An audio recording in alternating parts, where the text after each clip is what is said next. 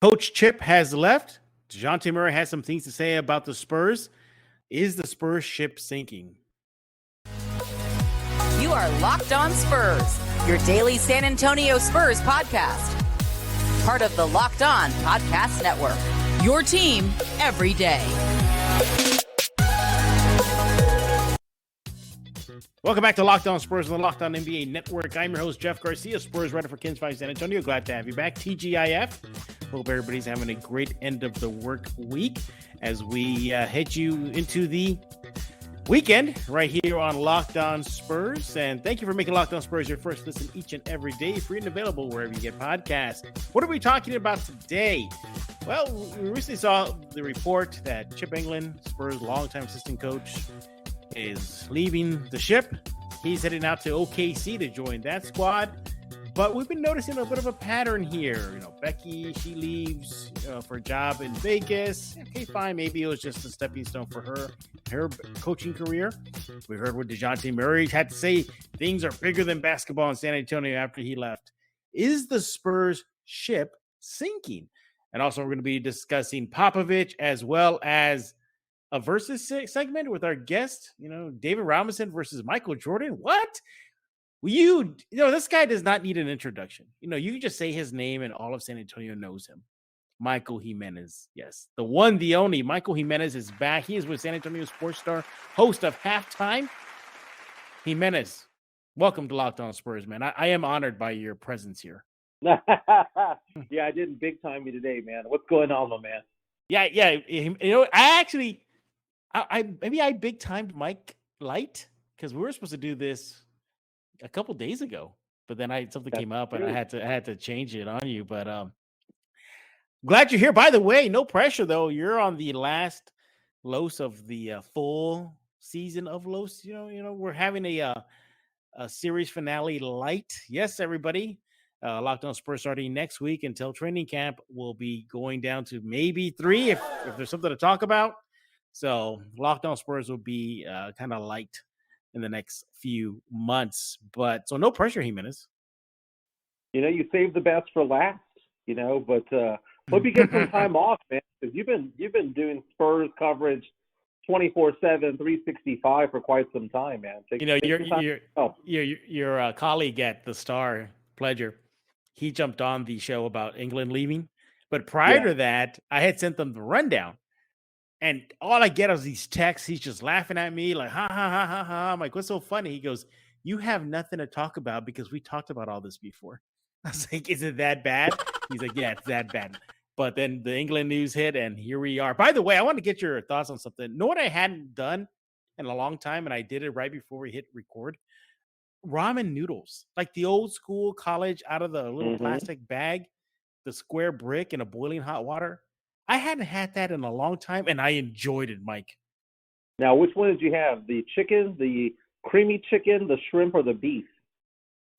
At the chicken. I had 2 packs of the chicken. Wow. No, I do the creamy chicken ramen. I don't do ramen a lot. I might do it once a month or so, but every once in a while I get that craving. And don't get me wrong, we can go to like these places that serve really fancy ramen, but sometimes you crave the Taco Bell version of it all, which is the 20-cent cube you get at H-E-B. I ate that thing like there was no tomorrow. I said, wow, it's been that long since I had some ramen in me. But hey, you're not here to listen to what I had to eat or Taco Bell cubes. I've never heard that before, Jimenez. But we're here to talk about your silver and black. And yes, mentioned, we saw Coach England leave for the OKC Thunder. We've seen coaches leave. The part of the big chunk of the brain trust, Will Hardy and Ime. We're seeing Brett Brown back, and is this it for Pop? And the Spurs projected to be not but maybe the worst team in the NBA next season. But I gotta that's why you're here, Jimenez, because we gotta talk to you about this. Overall, is this Spurs team right now just a sinking ship right now? Most definitely it is. I know there are a lot of optimistic Spurs fans out there who think that the team is going to win 30-plus games next year and compete for the play-in tournament. Not going to happen. I mean, Vegas has the over-under at 23 wins, 23.5. My personal over-under is 19. I think the Spurs are going to finish 63 next year. And like that, huh? Well, I mean, don't get me wrong. I mean, I take a look at the Spurs roster. I see two glaring holes. Who do we have as a starting point guard, and who do we have as a starting power forward? We don't have an answer. There is no answer. You know, I mean, as of now, it's not like they're going to pick up anybody in free agency or trade for anybody between now and the beginning of the season. So, I mean, is it going to be Primo or Trey Jones at point guard? Is it going to be McDermott Blake or is Wesley? it going to be like Wesley? Yeah, I mean, Trey Jones is a non-guaranteed contract. So, you know, I take a look at that 4 spot, and are we going to play Keldon out of position again? You know, what are we doing here? And all signs point to this is a tank season. I mean, that's just what it looks like. And I think the depressing part of it all, because I wanted the Spurs to tank last season so that they could get a Paolo Banchero or Jabari Smith or Chet Holmgren. I wanted them to do what I like to call a V-shape, you know, tank. You dip down for one season and you just jump right back up, right? They say that about the economy. V-shape versus U-shape. And it looks like we're going to go into a U-shape, which means that we're going to be really bad for years to come, probably at least three more seasons. And, you know, when you go on that 20-year run with Tim, Tony, and Manu and the Tim Duncan years and then have 6 or 7 losing seasons in a row, it's going to be painful. Yeah, and I think the part of me that really is upset is I think that the tank has gone too deep in what they're doing, and the brain trust is no longer there. I mean, you mentioned Chip Anglin leaving. I was thinking to myself, you know, at least we got Chip, right? I mean, at least we have somebody who can teach our guys to shoot the ball. You know, this is somebody who helped Kawhi Leonard develop a game, and Tony Parker and Danny Green, and you know, he's just somebody who's known as the basketball shooting guru. And now he's off the team. And I'm thinking, you know, how is that going to impact a Jeremy Sohan in the future? How is that going to impact a Malachi Branham or Josh Primo in the future? Negatively impact them. And then, like, I'm taking a look at the bench, and when I'm saying the bench, I'm not talking about players 6 through 12. I'm talking about the bench behind Coach Popovich. You know, if and when he one day retires, who's he going to leave us behind with? Because there's just nobody there. I mean, we see Ime Udoka, you know, coach with Boston, and Budenholzer with Milwaukee, and Monty Williams with Phoenix, and Steve Kerr and Taylor Jenkins and Doc Rivers and Will Hardy and Mike Brown, and you know, it's just like, who's left? Becky Hammond's not there anymore. So I think the depressing part is that it's going to be a more prolonged rebuild. It's going to take a lot longer than what Spurs fans were probably prepared for. But beyond that, it's just like, what's the solution behind Pop? Because we have to actually turn the page on that chapter. I mean, Popovich is the oldest coach in the NBA. He's going to be 74 years old during this season. That being said, you know, he is 55 years older than 3 of his players. 55 years older. And what we're seeing right now is we're seeing a lot of coaches be good big brother type coaches. You know, Ime Udoka did that in Boston this past season. Was very successful. Monty Williams in Phoenix. And it's just, I just think that, yeah, we can celebrate Pop for his 5 titles. We can consider him the GOAT because he is in that discussion. But, man, if we're going to do a full rebuild, let's do a full rebuild. And that means from the bottom down. Yeah, he is the final piece, I believe, in this complete rebuild, because you have practically, Mike, it's a college team going out on the court next season. It's practically what it is. It's a bunch of guys that still should be in college. And I know everybody does the one and done, but if they do the traditional route, some of these should be sophomores and juniors and seniors before making it to the pros. So yeah, it's going to be some lean times next year. But you've been railing against Pop a lot lately, whether on halftime or whether it's on the Blitz when you co-host there. But you know what? You know, I want to get your thoughts on Popovich. Why do you think he seems to be some sort of barrier right now to the Spurs, maybe getting out of a U shape as you say, a rebuild. But before we do that, I want to talk to you about Bet Online. BetOnline.net is the fastest and easiest way to check in on all your betting needs. Find all your favorite sports and events at the #1 online source for odds, lines, and games. Find reviews, news of every league, MLB, NFL, NBA, NHL, combat sports, esports, even golf. Yes, they have golf at betonline.net. And it continues to be the top online resource for all your sports wagering information, from live in-game betting, scores, and podcasts. They got you covered. So head to BetOnline right now. Use that mobile device. Get on your computer. Get on your laptop. Get it on your cell phone. Go learn more about the action happening today. BetOnline, where the game starts. We're back with Michael Jimenez. He is with San Antonio Sports Star. Follow him on Twitter at MikeESPNSA. And we're talking about your silver and black. And is this ship sinking as we speak? Michael, you've been very, saying your piece about Popovich. And ultimately, I don't think you mean disrespect. I think what you're trying to just aim at is just this team probably needs a change of the guard now than later at the head coaching spot.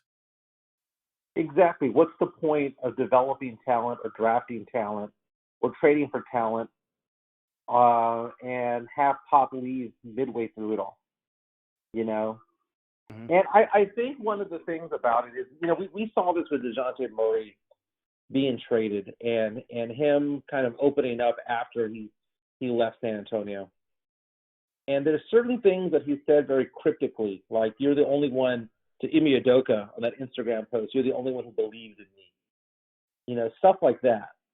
And I just wonder if Pop gets through to the newer generation of players. He doesn't get through to them the same way that he did with Tim, Tony, and Manu. I mean, they were closer in age at the time. I mean, think about it this way. We talk about how Popovich is going to be 74 years old, and he's been with this team for so long. He was in his 40s when he first joined this team. He was in his early 50s when he was developing Tim Duncan. And it was easier for him to kind of communicate with that guy, with Tim Duncan, who's our greatest player of all time, simply because, they were easier in age. It was big brother. It was Uncle Pop type of thing. Right. And a 55-year difference, and all the things that the Spurs are not allowed to do. Not allowed to have a personality, not allowed to have podcasts or speak to the media in a certain way. It's so claustrophobic what they do over there. So not only, think about it this way, not only are we a city that is not attractive to these young players who might be free agents, we're also going to say, and if you do by some chance come to San Antonio, we're going to muzzle you the second that you get into town. Why would anybody want to play for that? They have these surveys where they ask players, who's the coach that you would want to play for? And Pop is always top of the list. Mm-hmm. I always think that's crap because, they may want to get tutored by Pop for a week or two, but they don't want to go through what it means to go through his system as far as personal, on court, and all of that. I just think that it's too much. It's antiquated. It's old. And it doesn't speak to the younger players. And you're not going to change the younger players because that's who they are. That's the generation that they are. Good or bad, that's who they are. You can't change Pop either. Okay, but look, I got to be a little fair here. Popovich at least has changed the system as the years have gone by, the decades have gone by, from 4 down to give the ball to Tony Manu run it, to the Twin Towers, to forming around Kawhi, Mm-hmm. and then to DeMar DeRozan. I mean, he has been flexible in that approach. What are your thoughts on that?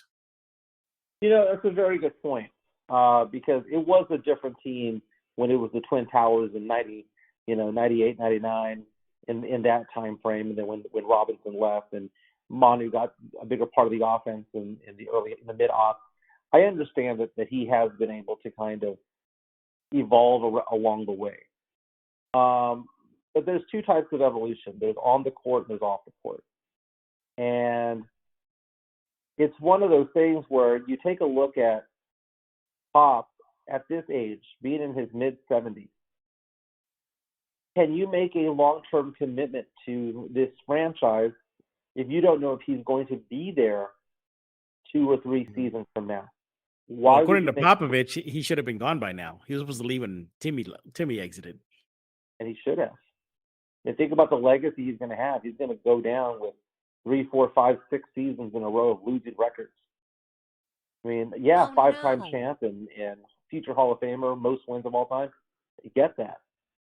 But talk about a stain the second that you walk out of the game. He should have left a long time. What are your thoughts on Chip England leaving? Because we're talking about the coaching staff here, and if it came down to money, at least according to the report via ESPN, that it just simply came down to a contract issue. And then ESPN did report that. ESPN exactly. Say that they couldn't come to terms.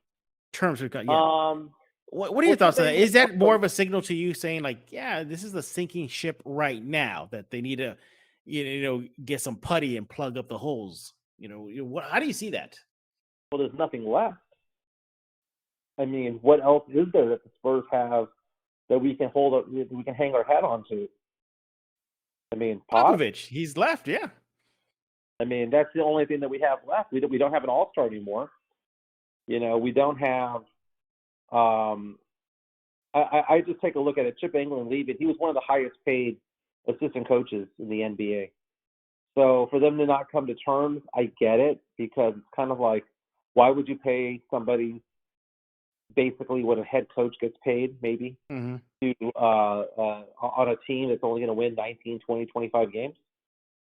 So I understand that from a business standpoint. It's just from a morale standpoint, from a Spurs fan standpoint, that it just seems kind of, it just sucks, man. It just hearing that is just like, it just understand that there's no turning back.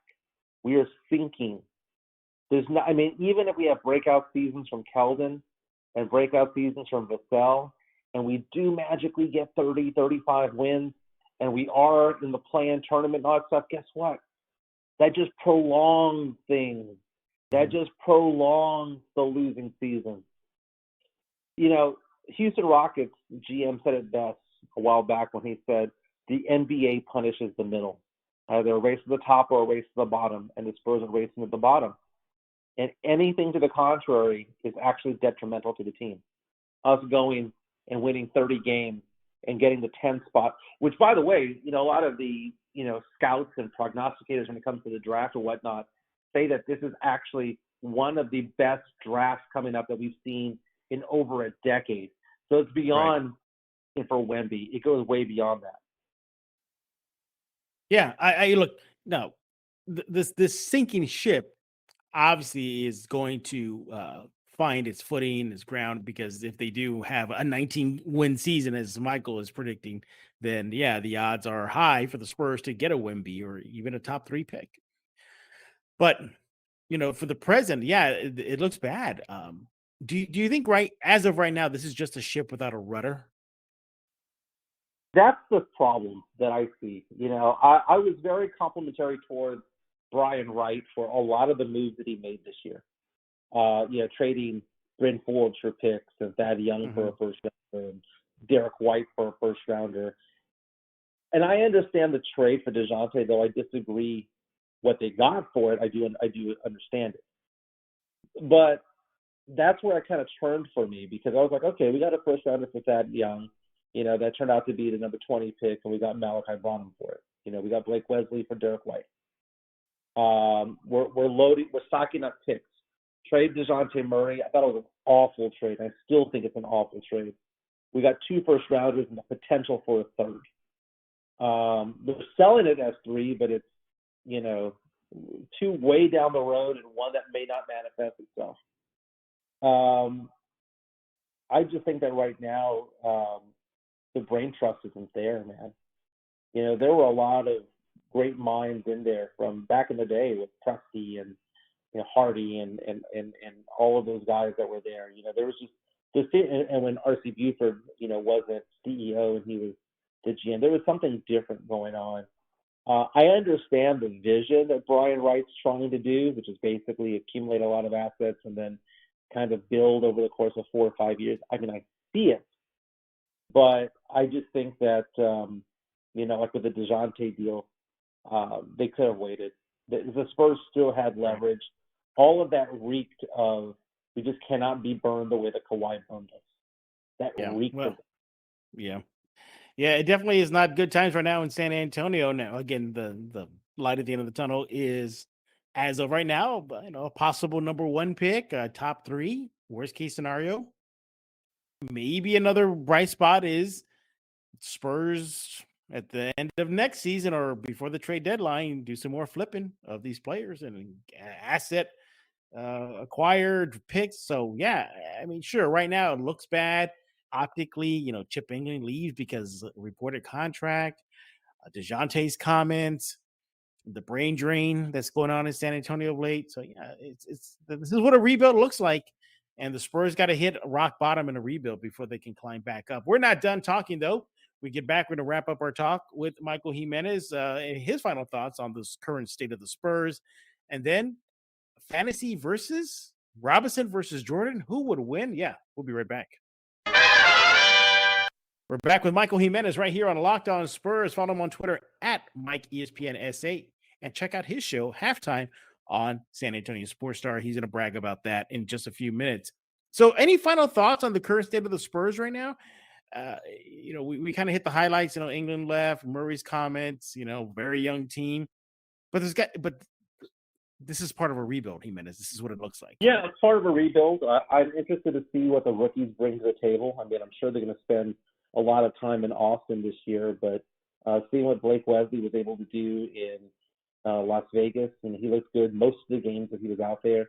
Malachi Branham started off slow over there, but kind of caught his stride towards the end of the summer league. So I'm interested in that. We haven't seen Sohan because he had a health and safety protocol. Because of that, I'm focused on that. This is a very incomplete team. We don't have a power forward. We don't have a point guard. But there are things to cheer for this year. There are things to kind of look at and hang on to. But in a rebuilding year, I guess the 3 things I would focus on the most are the rookies and what they're doing and their development. Number 2 is the development of Joshua Primo. There's debate as to whether or not he had a good rookie season or not. I was okay with it.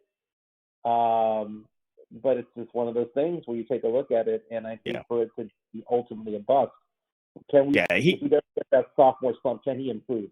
Right, yeah. The jury's still out on him, in my opinion.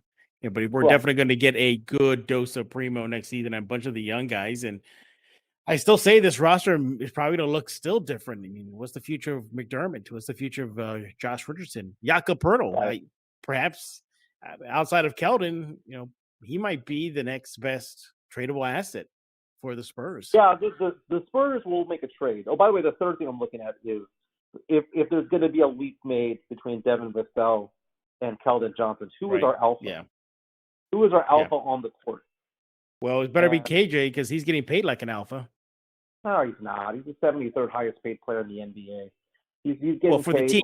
The highest paid on the team. So on the team, you're looking at him as the cornerstone for the amount the team paid him. Not a cornerstone, maybe a big piece of this rebuild. And Vassell will make more in 2 years anyway. So it's just Jimenez, and then they'll be gone, right? Just like DeJounte. Yeah, good Lord, don't tell me that. But you mentioned trades. That's going to happen, man. That's what the Spurs are doing. Poeltl is an attractive piece. He's only making around $10 million a year, so that's an attractive piece to take on at the end of the year. Very much like the Spurs got rid of Derek White and Thad Young, they can do the same with Josh Richardson, expiring deal. Doug McDermott, not an expiring deal, but it's a manageable contract.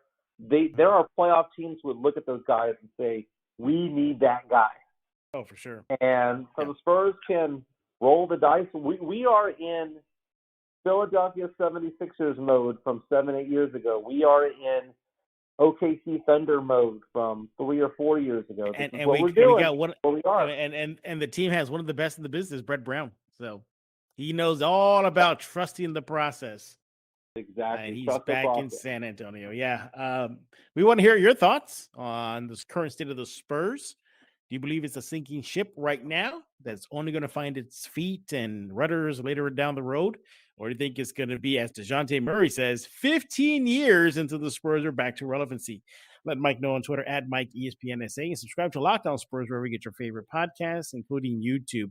Jimenez, you had some, I guess, fantasy fun with former players and elite players from Robinson and Jordan. And all this stemmed from the ridiculous comment that former guard Wizards and the Warriors, pick a team basically, he was kind of a journeyman, Gilbert Arenas had to say in an interview with Fubo Sports that Manu Ginobili is not a top 5 6-man of all time, and that one-on-one individually, he's not as good as Jamal Crawford. But the point is, that got you going and thinking about versus battles. And you had a couple of battles, didn't you?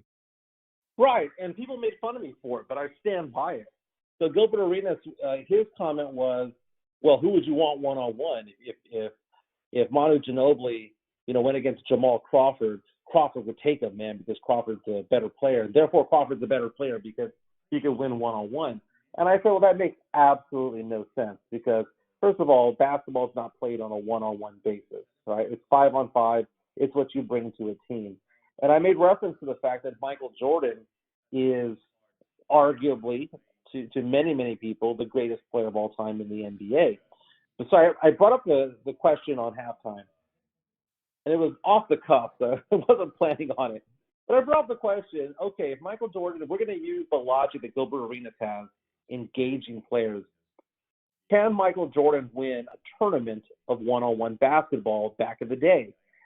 Prime Michael Jordan. And Rudy J and Pledger came up to me, and they're like, well, who would have beaten him in his prime? And the first name that came to mind was Hakeem Olajuwon. Hakeem Olajuwon, and I thought about it. I was like, you know what? I bet you David Robinson could have beaten Michael Jordan one-on-one. And it's not so much because they're better players. It's just simply because they're taller players who have offensive games to play defense that can match up and be just as fast as Jordan is offensively, can be just as fast defensively. So I used that. I said, the Gilbert Arenas thing, if we were going to have a one-on-one competition, I believe that Hakeem Olajuwon would have beaten Jordan. I believe that David Robinson would have had a good chance of that. And if you were to go to today's players, LeBron James in his prime, Giannis, I think, could have taken Jordan, not because they are better athletes or better this and that, just simply because they're bigger, right? And people were giving me crap about it because Michael Jordan, it's all revisionist history. Michael Jordan. But it's not like Jordan went up against string beans. I mean, he had to deal with Oak. He had to deal with Mahorn. I mean, these are burly guys. But they weren't on his position. They weren't on his position. I did see a YouTube video of Hakeem Olajuwon swatting Jordan 4 times in a game. Well, Robinson did the same thing, but to Jordan. Robinson did do that. But I mean, you're talking about different positions, though. I know you mentioned it right now, but I mean, Robinson was 7'1". What was Jordan, like 6'7"? 6'6". 6'6"?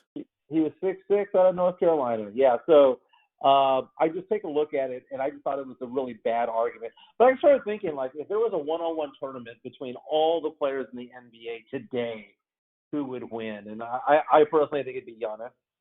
But if you want to do it, well, what about the guards against guards and wings against wings? And I think it's a fun argument to have where it would be like March Madness of one-on-one ball, because it really doesn't matter, man, because Jimenez, you're going to get a lot of reaction for this stuff. You know that, right?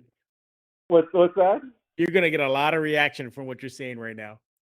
Oh, yeah, I know, because there are people who think that Michael Jordan shot 183% from the field. He never missed a shot. You're not aware of that? He never missed a shot, right?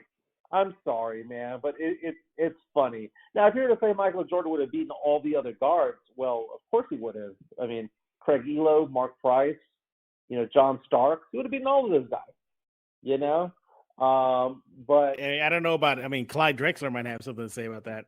Magic Johnson would have taken out Jordan. A 6'9" Magic Johnson at guard. I mean, he could do a hook. He can drive in. He can shoot. Yeah, but the thing is that none of that means that Jordan isn't the greatest of all time. You can still say that Jordan's the greatest of all time because it's a team sport. And that's where Gilbert Arenas was an idiot. And I was like, you know what? Manu Ginobili made all-NBA teams. He made all-star teams.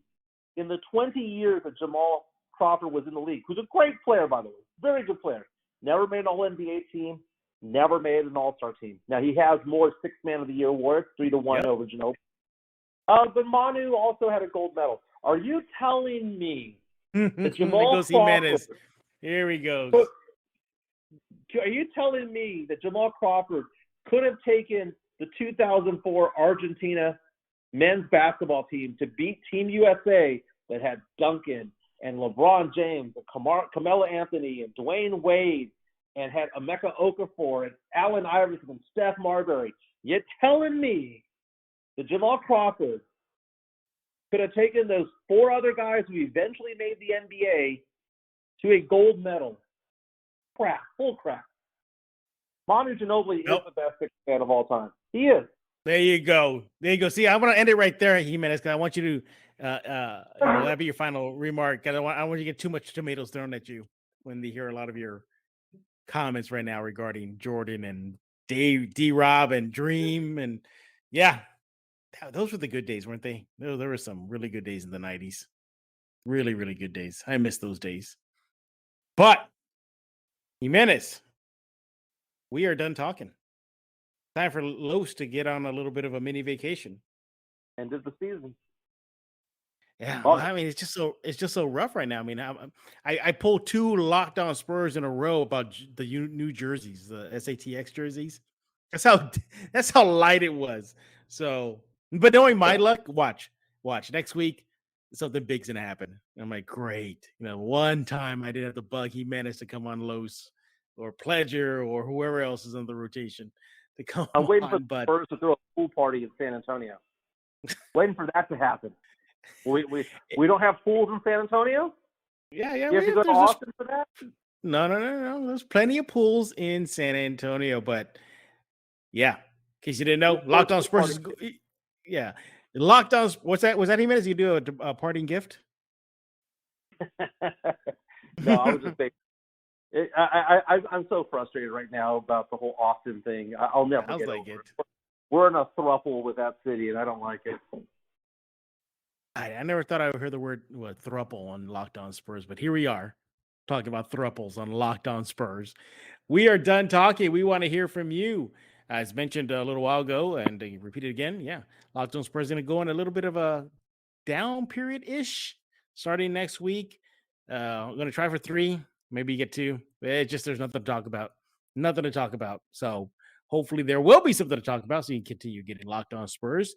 But make sure to subscribe to Locked On Spurs wherever you get your favorite podcasts, YouTube page, the Kens 5 Plus app, Kens 5 YouTube page, Spotify, iTunes, Apple. I mean, pick a platform. Locked On Spurs is there. We thank you for making Locked On Spurs your first listen each and every day.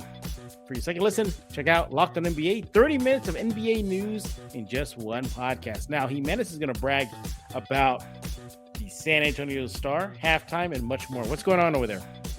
Oh, hey, we're heading to Cowboy camp. So woohoo! How about them Cowboys? Monday through Friday, man. Spurs fans are turning into Cowboy fans because we're living in the past. But anyway, Cowboy camp is getting going in Oxnard, California. R&R in the morning will be there Monday through Friday. We'll also have the Blitz there as well. I'm manning the station back home. So it's going to be an exciting time. So halftime is from 12 to 2, Monday through Friday. Sports, pop culture, a lot of nostalgic things as well. It's not Hot Take City. Okay, sometimes it is. But, it's funny because people think that people give me much more credit than what I deserve. They think that I sit here and think about my hot takes. No, this is all off the cuff more often than not. But it's a fun show, and Pleasure is a big part of it as well.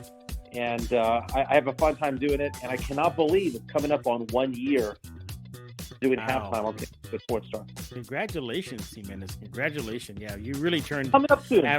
Yeah, well, an early congratulations then, because you really turned that ship around there, from the... what's the tagline? sports, nostalgia, and pop Nostalgia, culture. Yeah, that's it. Yeah, and everybody loves tuning in to hear about your movie reviews. Everybody loves, quote unquote, your movies reviews, as well as the latest in sports world. So yeah, check out Halftime. I love it. I go on there frequently. I love it when Jimenez brings me on. And yeah, so for Michael Jimenez, I am Jeff Garcia. We're going to put a lock on this episode of Locked On Spurs.